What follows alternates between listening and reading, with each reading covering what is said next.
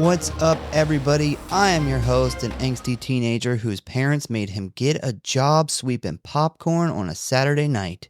And that is my co-host, the theater manager who makes my life hell. And welcome to the Grindhouse Syndicate Fresh Meat review of Ty West's conclusion of his A24 trilogy, Maxxxine, with 3 X's, because it's got sex in it. Gotta have sex in it. Gotta have it. You guys know how it goes. We just arrived home from the theater and have not spoken a single word to each other about the film. That means no elbow nudges in the seat, no hallway talk on the way out, and definitely no car chatter. We walked straight in the door and right into the studio. Now, if this is your first Fresh Meat review, I will explain how it goes. So the first half of this episode is no spoilers. So if you are on the fence about seeing the film but don't want it ruined, we got you covered. But then, after a fair warning, we will then jump right into the nitty-gritty and talk about everything we loved and hated about this movie. Heads up, my co-host here is kind of sick. So a little bit. He's got the sick voice. Yes, I may cut out at times. Like the old 1980s antenna TV. You're not reliable. Yeah, except it might get really high pitch and then just the sound gate take over and just fuck my sentence all up. So we're finally here. We have finally made it to the third film. This started for us back in 2022 with an amazing slasher called X. Maybe you've heard of it. Which coincidentally was one of the first movies we ever covered on our main show. Yeah, I think it was actually the first episode to come out. Not the first episode recorded, but I think it was the first ever released. Yeah, I'm pretty sure that's right.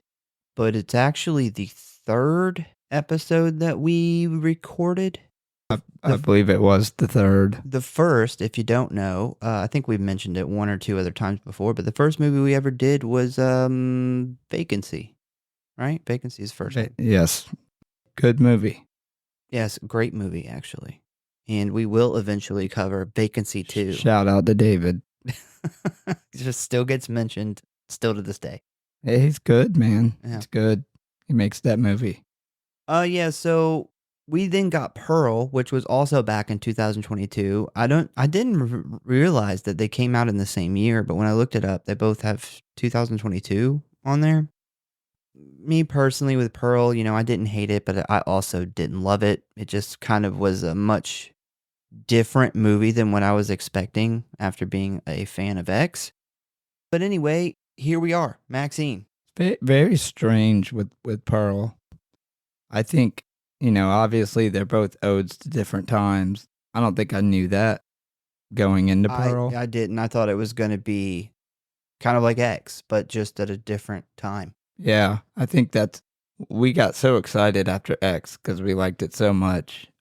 We're obviously both big fans of the late 70s slasher grindhouse feel. And Pearl was much different. And I think X was a by far, in my opinion, a better movie. But it's weird. From what I see on the internet and people talking, it seems like a lot of people enjoy Pearl more than X. Yeah, that confuses me. I mean, not to say those people are wrong because they're such different movies. I mean, it really just comes down to what kind of movie you like. Pearl is much more of kind of that descent into madness. That psychological horror. It almost has a little bit of like American Psycho flavor to it, where you have this crazy person, you find out's crazy from the beginning. But then you slowly watch them spiral and it gets worse and worse. And that's more of what Pearl is, when X is just really just a straight up slasher. Yeah. Pearl, from what I remember, was a very slow burn too. I think you're right. I think it comes down to, what type of movies you prefer. We're definitely more slasher people than the slow burn psychological. But I will say that everybody has inspired me to go watch Pearl again. Because that's one thing I did want to bring up in this was at the end of the episode, find out how you rated the trilogy. but and I have a good idea how I rate it, but I think it would be fair to give Pearl a second watch before I did a final rating. Yeah, I agree. I mean, we probably went into Pearl thinking it was going to be one thing and was disappointed that it wasn't like X. So I'm sure that really affected our feelings towards the movie. I've only seen Pearl still to this day one time. Yeah, same. And that's the worst thing you can do. I try to always go into a movie with the expectations that's gonna suck. Well, Then it always, because I mean, how many times have we been screwed getting over overexcited for a movie? The best thing I can think of off the top of my head, it's a movie we've covered and I talked about it in the episode, but when The Witch came out, A24 had done such a good job promoting that movie as the scariest movie of all time. I fucking hated it. And I love that movie now. But you don't ever want to go in with expectations too high. so if you didn't know, Pearl is basically the prequel to X, which makes Maxine the direct sequel to X. And what is this movie about, you may ask? Well, in 1980s Hollywood, adult film star and aspiring actress Maxine Minks finally gets her big break. But as a mysterious killer stalks the starlets of Hollywood, a trail of blood threatens to reveal her sinister past. So right now the ratings, this movie just came out today and all we got right now is a 74% from Rotten Tomatoes. Metacritic gave it a 67% and 87% of Google users like this movie. So Maxine is a 2024 American slasher film written, directed, produced, and edited by Ty West. It is the third installment in the X film series and a direct sequel to X 2022. The film stars Mia Goth, who reprises her role as Maxine Minks, alongside Kevin Bacon, Halsey Lily Collins, and Gus Fring from Breaking Bad. I don't know his real name, and I forgot to put it in here. Yeah, it was very strange seeing him in like a wig and playing a lot. I was going to say it was strange to see him with hair. It almost looked like a spoof you would see on fucking like Saturday Night Live or something. Gus Fring as a lawyer. Like, I'll and take care he's of it. totally like a Saul Goodman lawyer, too. Yeah, he is. Yeah, kind of switch roles. Yeah, weird switch of roles. Yeah. In the film, Maxine sets out for fame and success in 1980s Hollywood while being targeted by a killer known as the Night Stalker. Maxine had its premiere at the TCL Chinese Theater in Los Angeles on June 24th of 2024 and is scheduled to be released in the United States by A24 on July 5th, 2024.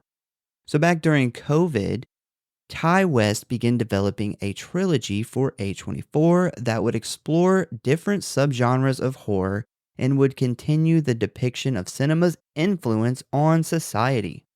West states, while a viewer can watch each movie independently without seeing the previous films, they are made to complement each other. Principal photography took place from April to May in 2023 in Los Angeles for 7 weeks. Though Maxine was originally developed as the end of the X trilogy, Ty West later stated in February 2024 that he plans for a fourth installment, which would depend on this film's reception.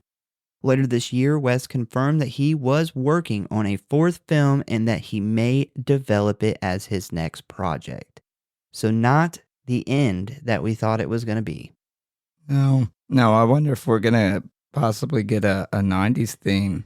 That was so I went into the theater already knowing that information. And that was the first thing that clicked in my brain as we get into this very 80s movie was, are we gonna go into the 90s next? Because if you've listened to the show a lot, you will know we're big suckers for 90s. I mean, that was a big reason why we loved the Fear Street trilogy so much. The 90s is where we cut our horror teeth. That's where we watched. We either was in the video store every weekend or we were checking out like the TNT, or USA Networks, whatever random fucking wild crazy horror movie came on. Good old Tales from the Crypt. Yeah, so that's really where we became horror fans, is the 90s, and I would love to see a Maxine Minx in the 90s movie for Yeah, sure. cue the fucking Alice in Chains intro. Yeah, that'd be good shit. Yeah, so I I love Ty West's movies because of how good he is with the timepieces. He does a fantastic job at replicating these movies from those times. I mean, I don't know anything about the 1940s kind of movies. From, what I have seen, Pearl did a really good job at that, but I do know about 70s and 80s slashers. He fucking nailed that. And I know about like 80s kind of action horror movies, and he nails that here. Yeah, this is very, very much that 80s action horror, very similar to like a Maniac Cop type feel. Lot of action. With horror, just Yeah, swirled together. it does have horror elements to it. I think I said this when we covered Maniac Cop, like especially towards the end of it, where at times it felt more like an action movie than a horror movie. And Mhm. that's what you could say that about this movie. Oh, I easily. do definitely wish that there was more horror in it. That's one of the downfalls of the movie for me. But for the time that he was going for, he absolutely nailed it. And in my opinion, that's one of the best parts of the movie is how he nailed the feel. So it's kind of a catch 22 or catch 22 for me. Yeah, I'm really split on it because, do I want more horror because I came to see a horror movie, or do I want him to continue to remain true to how these kind of movies were? We want more horror. I do. We I mean, do. We want more I horror. probably fall more on the horror side, but I am, I don't give him a lot of shit or this movie a lot of shit for it necessarily. You know, they could have did maybe a little darker of cause there's the 80s darker horror movies too. We didn't Um, get that blue nighttime. no, we didn't. He should have included the blue nighttime. Yeah, we get what year did Maniac come out? So Um, that's early 80s, isn't it? well, I Mid want to say 80s? it's like but 84 or something. I think it's like Right, more right. mid 80s. Yeah, right around this time. This movie takes place in 85, and that movie's dark as fuck. Mhm. So we could have incorporated a little bit more of the horror, the darker side of the 80s, but that was 80s New York, which was probably pretty fucking dark, and this is 80s Yeah. Hollywood, which is not as dark. Yeah, I mean, another difference in this with this movie compared to the other two was this is the first one of the three where you actually have some of the main characters are detectives, and that is a huge thing in back in these 80s horror movies. This was when you're starting to see kind of like the cops are not just the guys who show up at the end after the finale; they're part of the story. So, if you don't like that, then, that is a big chunk of this movie, is the detectives trying to figure out what is going on. Yeah, if you didn't have detectives as a main character in the story, your movie wasn't getting greenlit. Yeah. One thing I will say about this movie is I really love the character development that we get with Maxine. We get way more of her. She is now the main character. She obviously wasn't a character in Pearl. She wasn't even born yet. And X, she is a main character in X, but X has kind of 5 or 6 main characters. So she's kind of one of a kind of cast. She's a little more over top of the other characters, but not Just like this. slightly. Yeah, I would Yeah, say slightly. yeah, this we actually see she's front and center in this one. And also we kind of see what affected her from X in this one. We get flashbacks from X like multiple times, and we see that she has some PTSD from that previous situation. From, an old lady killing her boyfriend and fellow porn star coworkers. I don't think they were friends. And she kind of plays it off in X like it doesn't phase her that much, especially when she kills Pearl. But then you see in this one that no, this did have a big effect on her. Yeah, I would argue that she plays it off in this, that it didn't really affect her. She does, yeah. We get a very, very hard shell version of her, but this movie does have a couple scenes that shows you kind of behind the curtains when she's by herself. This experience that took place in X clearly had a very, very strong effect on her. She's got some PTSD. At one point, she has like a full blown fucking panic attack thinking about it. But I do agree. I love that they did the flashbacks to X. Yeah, they didn't forget about the movie. Like, because, X came out first, then we had Pearl. And like you said, a lot of people really like Pearl more. And I was really worried that, are we going to jump into this? And this is going to be kind of, since it's been years later, are we not really going to reference X very much or any at all? But no, it is for one, it's a major part of the story. And we see that it has drastically affected her years later. I don't know how many years later it's been. It's been what, like maybe 10 years or something? Mm, yeah, something like that. Yeah, I think X took I place in think like 78 or 79. yeah, I And think it well, was here more we like are in 6. 85. Yeah, it's like 6. 6 years. Yeah, it's not that long. I will say that I agree with you that I like that they didn't forget X.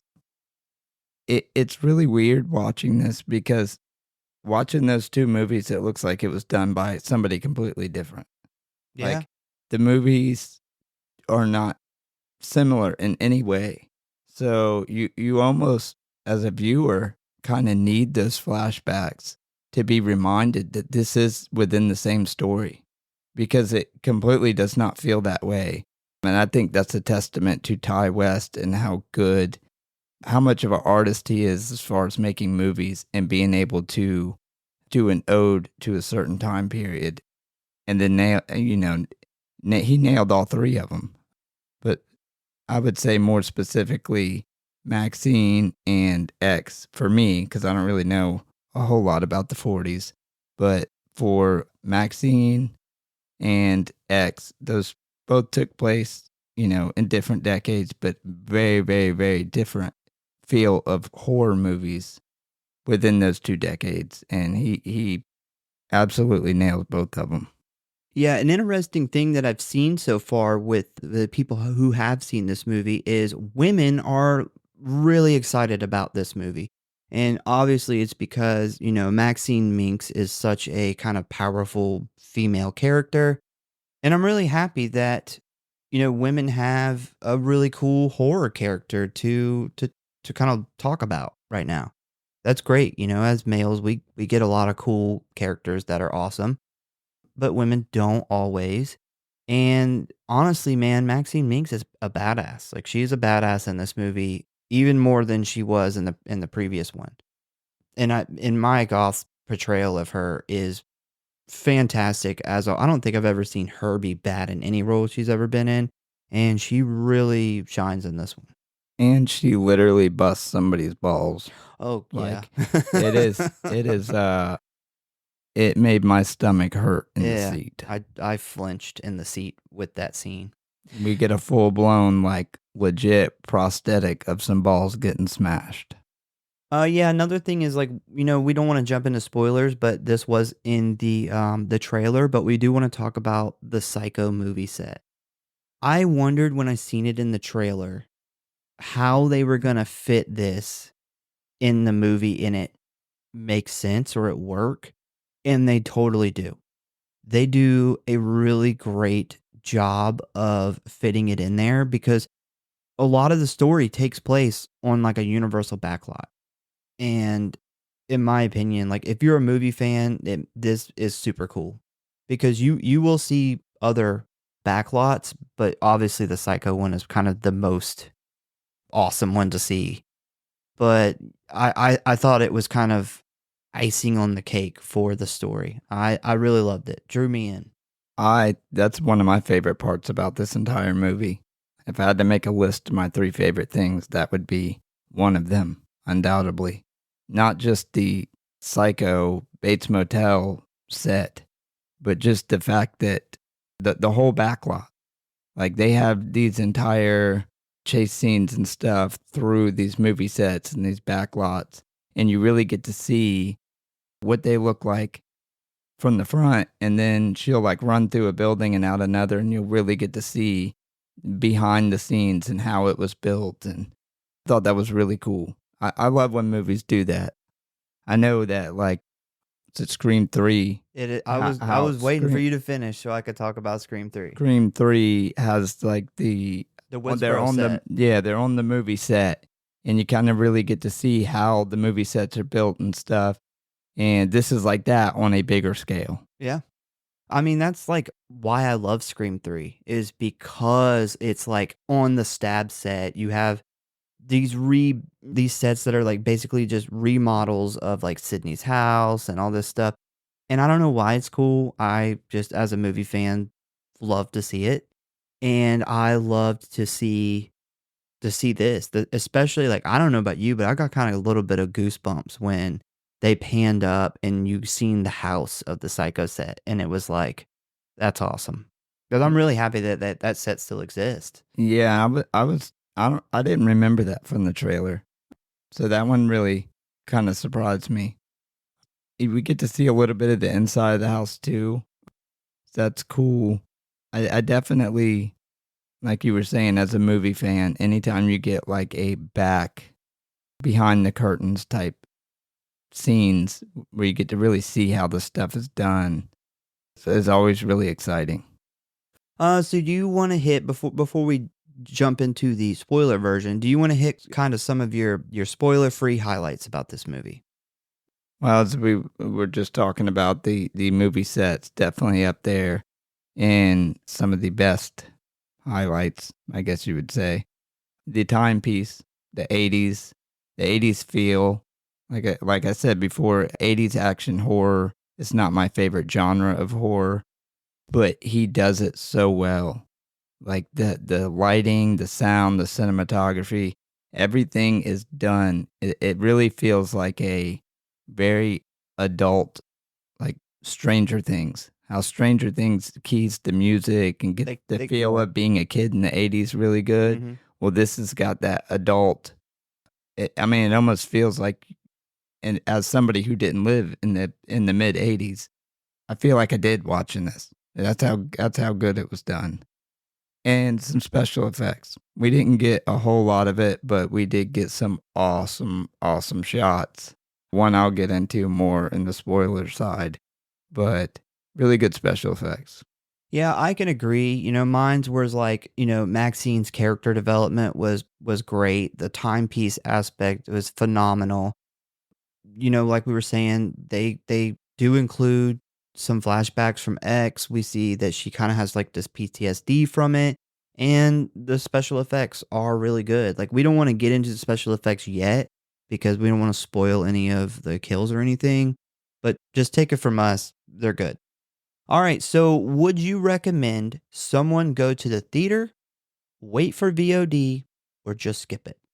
Well, I definitely wouldn't say skip it. I'd say go to the theater if you are for one, if you're a fan of X or Pearl.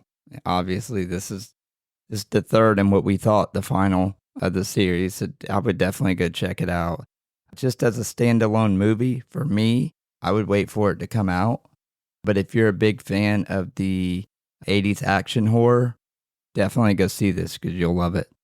Yeah, I would stand where if you really liked Pearl, but you didn't really like X, wait for it to come out.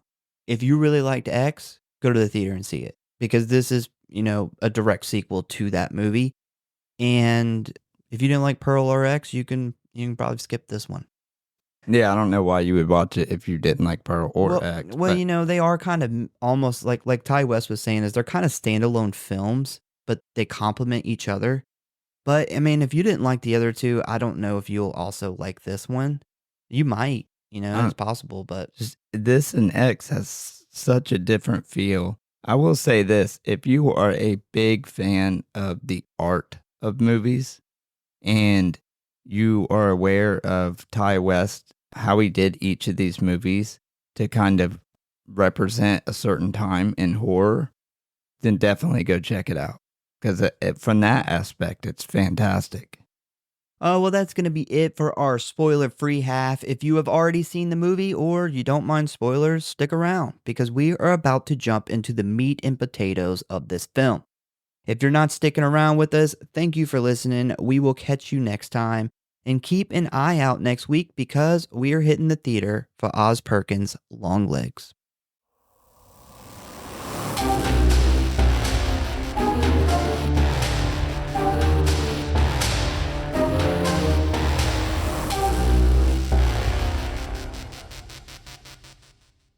All right, if you're still here, welcome to the spoiler half of our fresh meat review of A24's Maxxxine.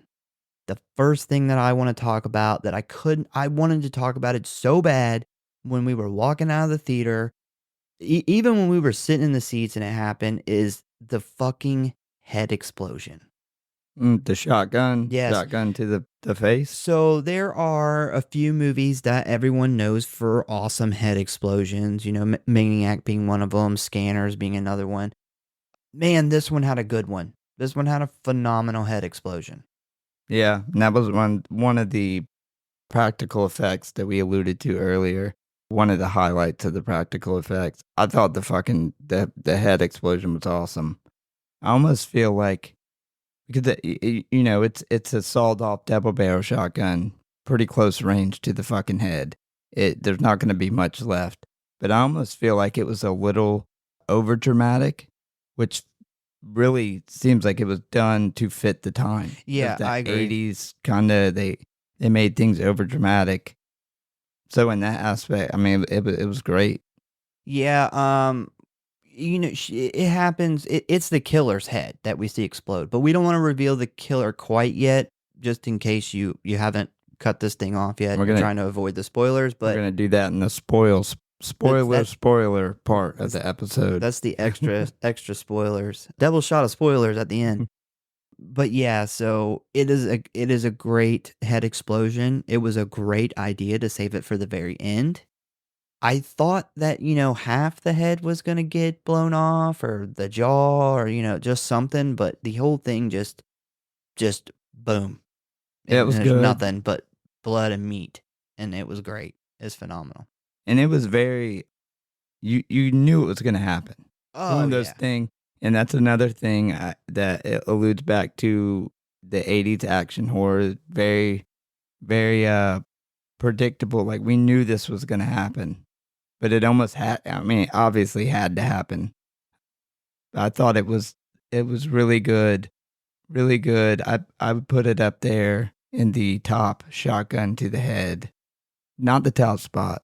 I gotta leave that for another 80s classic. But it's hard to beat the Tom Savini head explosion. Yeah, the Maniac. Even the Scanners is phenomenal. The Maniac shotgun to the fucking face when Tom Savini blew his own head up. that really, really, really reeled me in. I was like, all right, I'm strapped in. This is going to be good shit. Yeah, since we're talking about kills, man, the video store kill is awesome.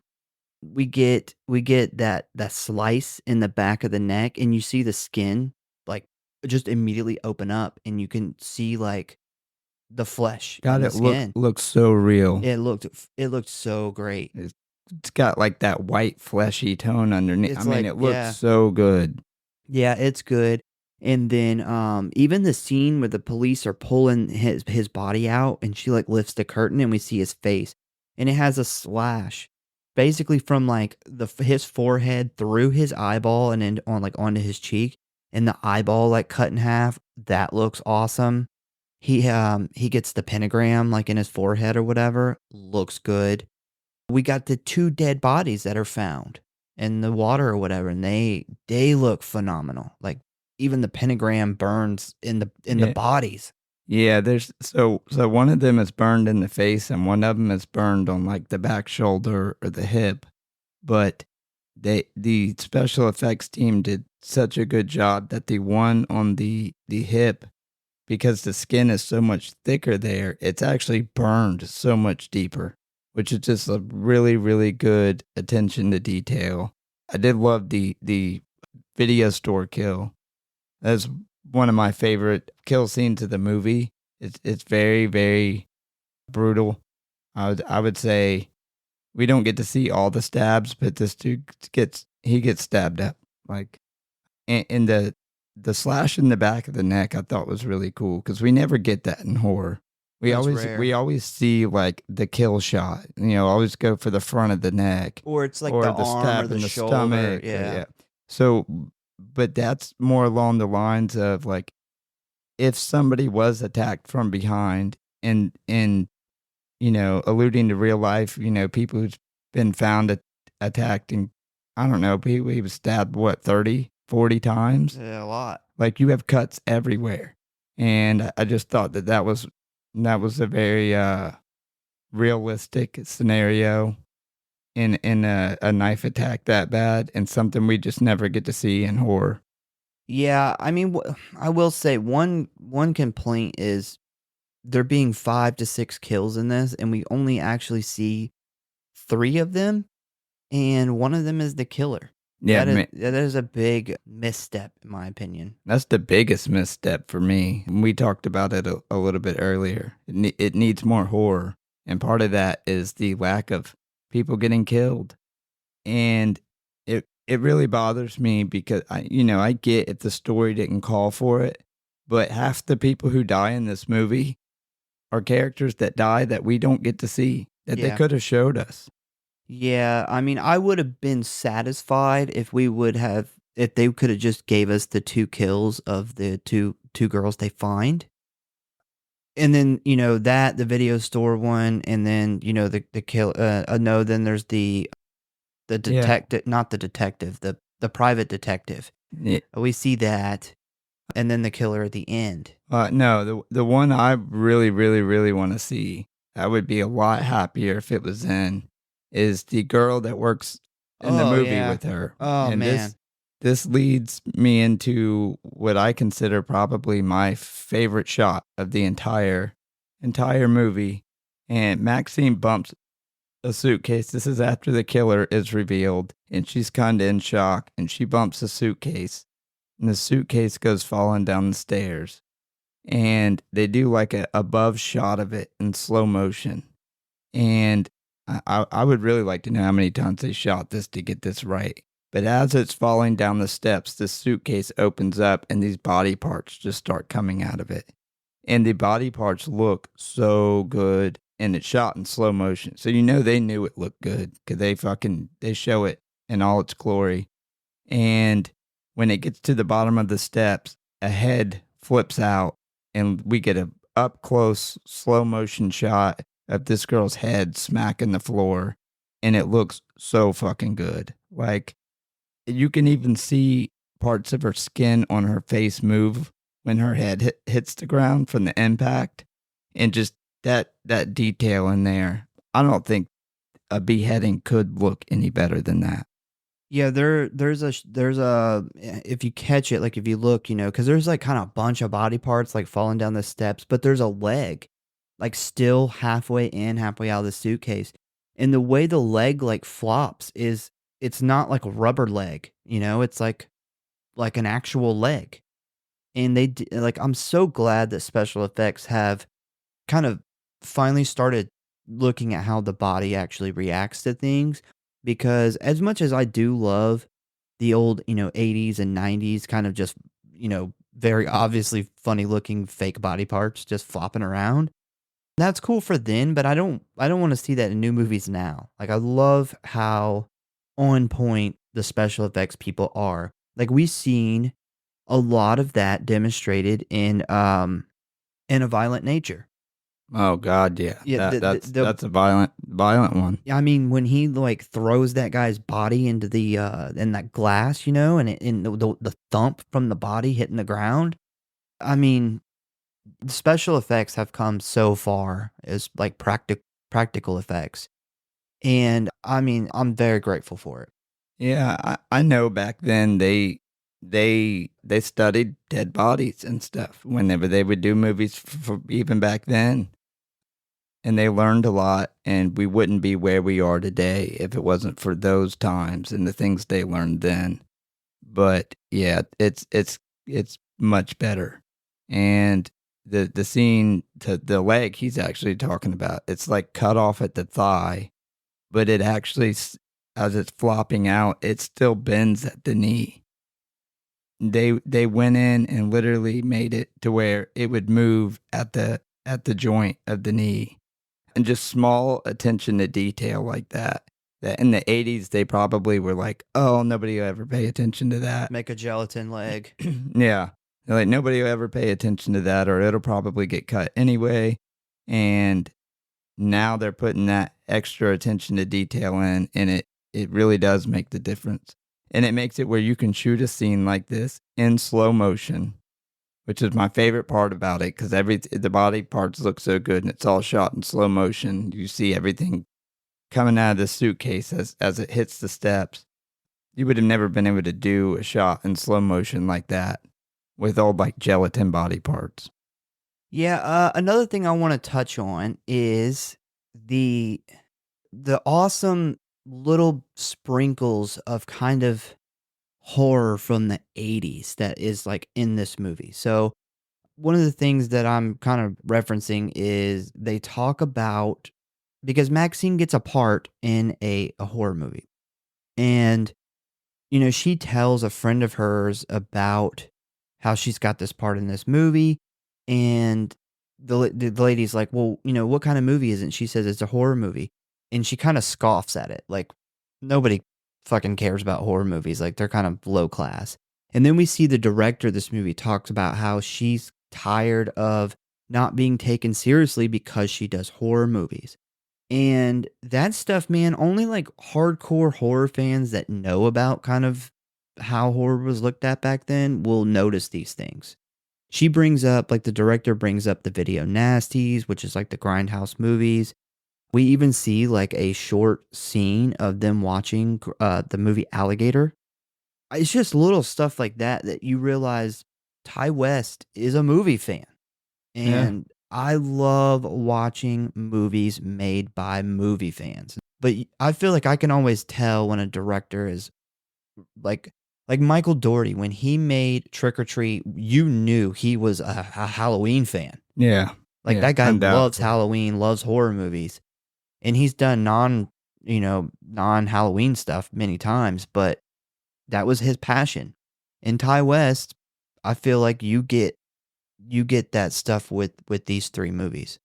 Yeah, he does an amazing job at capturing the way horror was looked at in Hollywood during this time in 1985. And I think it's really cool that Kevin Bacon's in this movie, although I hate that character. That he's in this movie, he got his start in Friday the 13th. Yeah. Every time I see him, I think of the arrow going through the neck. And I like how they kind of touch on that. I think the original Pamela Voorhees, she had been in a lot of different stuff. She may have been, did like plays and stuff too, but she had been in a lot of movies, and she read the script and she said it was a piece of shit. And she said, well, nobody will ever see this anyway. I'll just get paid, and nobody will ever see it. Nobody will ever talk about it. And that's how it was viewed from people outside of horror in Hollywood. And I think he does a really good job at capturing that. This was, a couple years after the Friday the 13th and Halloween. And those movies they didn't have the legendary status that we know of today. Whereas you could get cast in a big time horror movie. Like if you were an up and coming actor and you got cast in a Halloween that they were making, that's going to be huge. But back then it was a very different story. And it's captured so well in this movie. Yeah, I just finished the book on Wes Craven, and I was telling you about it a few times where, he made Last House on the Left and kind of immediately got stuck as like a horror director.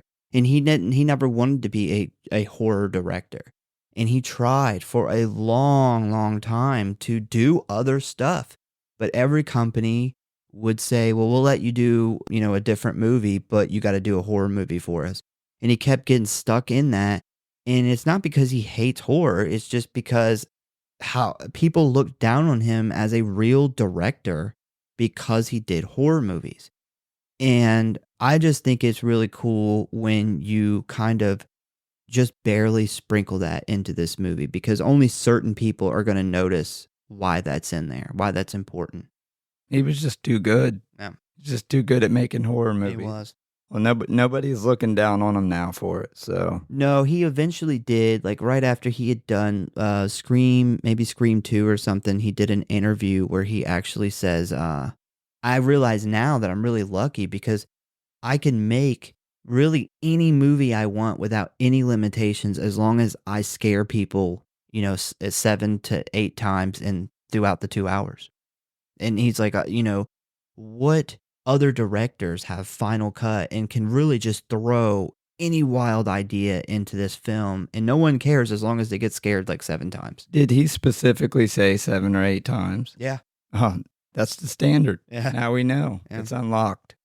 This movie could have used 7 or 8 scares in it. It'd be a much better movie had there been 7 or 8 scares in it, which is one of my big downfalls of the movie.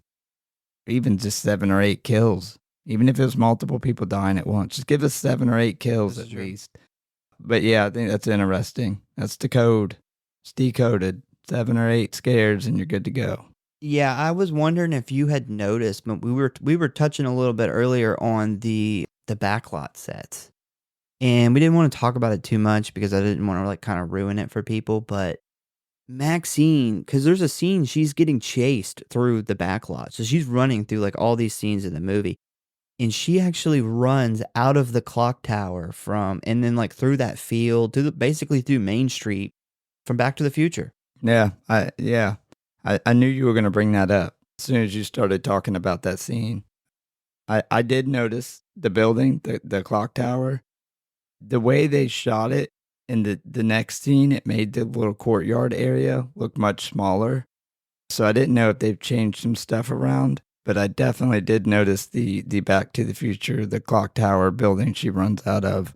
Yeah, I love the scene because the chase goes down, like it starts in a western town and then it immediately turns to New York. And then she comes out of the clock tower from Back to the Future into this like small town Main Street. And then she ends up at the fucking Bates Motel. And I was like, this is awesome. Like, this is great. I loved it. Ode to 80s movies in general. Oh, yeah. Or movies in general. And then the whole like Western thing is her and this PI who is at this point pissed off and just trying to kill her, I guess. Although that's not what he was paid for. Don't really understand that part. But they almost have this like they're about to have a showdown. Like they're gonna draw their pistols. And it's just so like 80s kind of ridiculous dramatic. Yeah. And that was captured so well. So the last thing that I want to touch on is the killer reveal. So, but before I jump into that, a complaint that I do have about the movie is I really wish they would have included the Night Stalker more, because they hyped that up in the trailer and they hype it up at the beginning of the movie, and that's really it. It has nothing to do with this movie. And I really wish that they could have included that somehow in the finale. I don't know how they would have done it, or at least like up until the middle or something. Like they would have made us think that it's the Night Stalker, because I didn't think it was the Night Stalker from the very moment that we see kind of the leather gloves of the killer, Yeah. And I kind of that kind of took me out of it being Didn't the Night have Stalker. long hair. Definitely wasn't him. Yeah, I really wish that they would have jumped on that train more, because that's one of the things I was really excited about. Are they going to have a Richard Ramirez in here? Like, are they going to do, somehow like she almost gets killed by him or something? But no, they kind of ditched that immediately. And then we get the killer reveal, which I wasn't a huge fan of. Turns out it's her. It's Maxxine. It's her. It's her the whole time. It turns out it is her father, who, if you remember from X, he was this preacher that was looking for his daughter.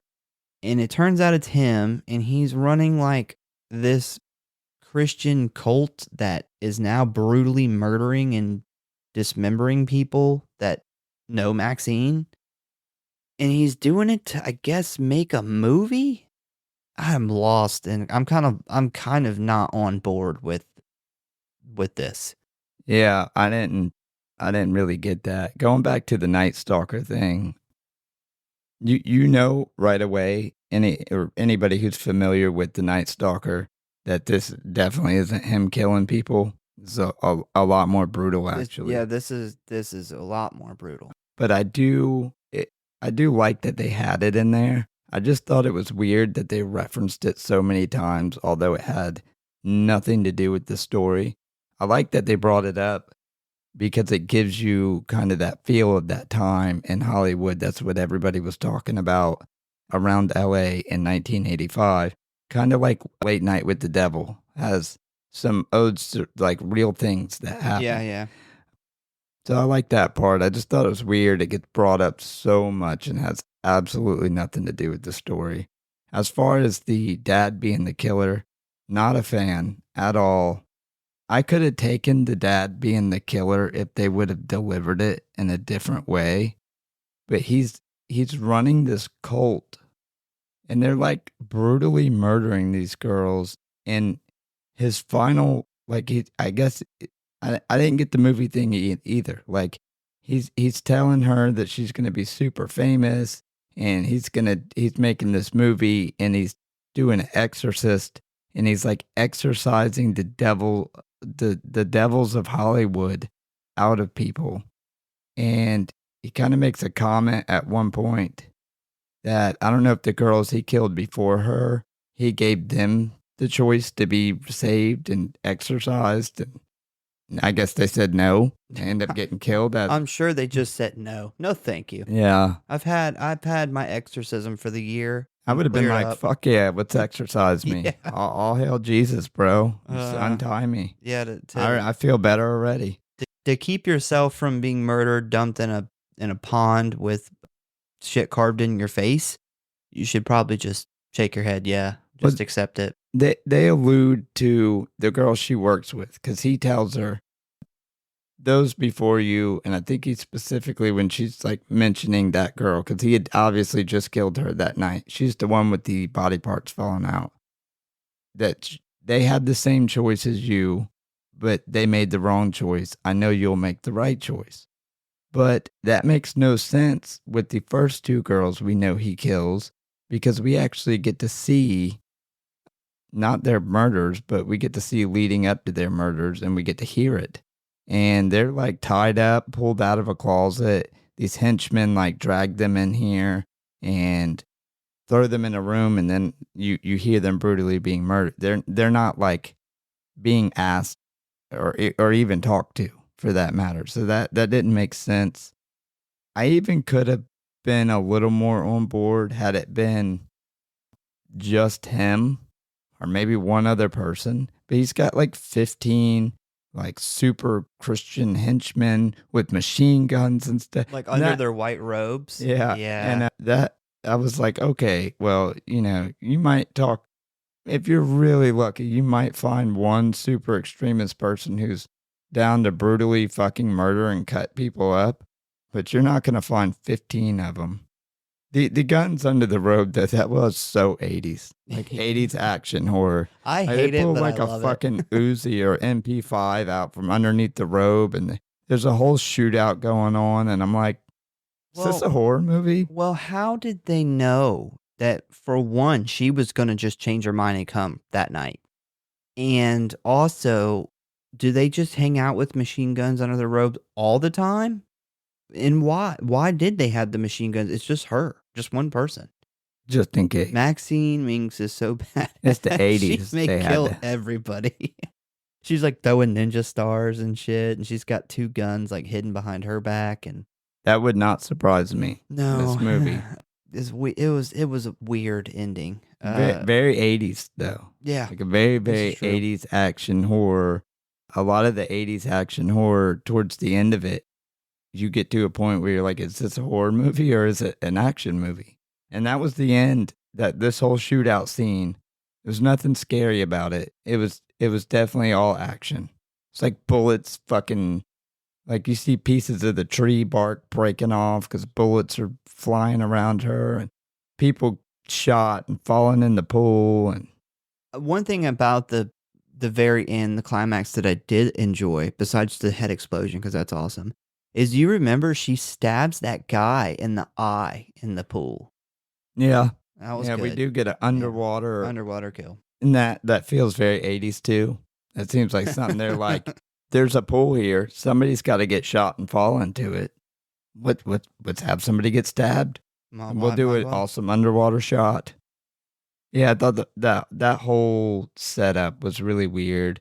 It would have made more sense maybe if he was like paying somebody that did the. Yeah, that's what I'm thinking. Like he got like his right hand man to do it, but his right hand man kind of went off the chain, went too far. Yeah, yeah, because we start out with this PI who's Kevin Bacon's character, and he has tracked her down, and the killer has paid her, and we don't know who the killer is at this point. But the first half of the movie is her dueling it out with this PI who goes rogue and decides he's going to try to kill. Like, what if he was successful? What if he killed her? Like, And that she never what got is the this? reveal. She talks about how rich and powerful this killer is. Like, would he have not just killed you for? He just paid you all this money to track somebody down and bring them to you alive, and you got mad and killed them. Well, he wouldn't have got to do his exorcism either if she would have been Yeah, dead. yeah, it makes no sense. He didn't Weird. hire him to kill her. He hired him to track her down. So, he could do, just a regular old kidnapping and exorcising of Hollywood demons with henchmen, super Christian henchmen with MP5s and Uzis. Your average day. Yep. All right, so favorite kill. What's your favorite kill of this thing? Well, not a whole lot to choose from. No. I would say if we count, I almost want to count it because the special effects of it are so good. I almost feel like I got to see the kill, although I didn't. But the girl falling down the steps, the body parts falling out of the suitcase, I would count that. and the decapitated head bouncing off the last step, and we get the slow motion of it landing. That's awesome. Probably my favorite shot of the movie. As far as the three we did get, probably go with the video store. It's a good one. Because it's brutal, and it's just a brutal knife murder. And we do get some awesome effects. You already talked about like the slice to the back of the neck and the eyeball being cut in half on the post kill shot. So those are my picks. I'm a sucker for head explosions, so for me, it's the head explosion. If you want to win me over, just do a awesome head explosion. You've got me. All right, so top of the head rating. I gave this movie a 3.6. I love the fun 80s horror action aesthetic. I think we've established this before. I like that a little more than you do. So, I expect that to be kind of a big thing for me. I love the character development of Maxxine. The little references to like horror's reputation back in the day, the special effects, the things that it like really hurts this movie for me is we didn't see all the kills and the killer reveal. That was kind of a little bit of a thumbs down from me. But yeah, 3.6 from me. I gave this a 3.5. Pretty close. I don't care for the 10th time. I don't care as much for the 80s action horror thing.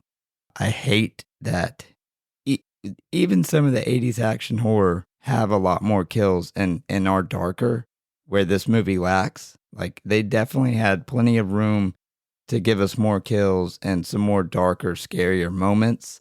As far as the movie itself, all the points I give it come from the movie itself. Like, the movie was done as a timepiece, was done amazing. And I kind of look at the three movies as kind of like an art project. How he went back and did an ode to each time, and they're completely different movies. And in that sense, he absolutely nailed this. Like, it feels 80s. It's even written like an 80s horror movie, or at least action horror movie. I did really love the scenes, the sets and stuff, getting to see the back lots. Not really a fan of the climax of the story though. Yeah, that this movie kind of really took a step down probably the last 15 minutes. Yeah. If I had off the top of my head, if I had to rate the three movies, I think X is by far the better. Just based off of having just watched Maxxine, I'd probably put Maxxine as number two and Pearl as number three. No, that's probably going to upset some people, but I do owe Pearl another watch. So those last two are you know, one may be two, the other one may be two, but X I think definitely by far is the favorite for me. I would agree. Well, once again, we thank you guys for listening. Please give us a follow or like if you enjoy the show. Check out the website, check out the socials, tell a friend, a family member, or Kevin Bacon about the show. We hope to see you next time.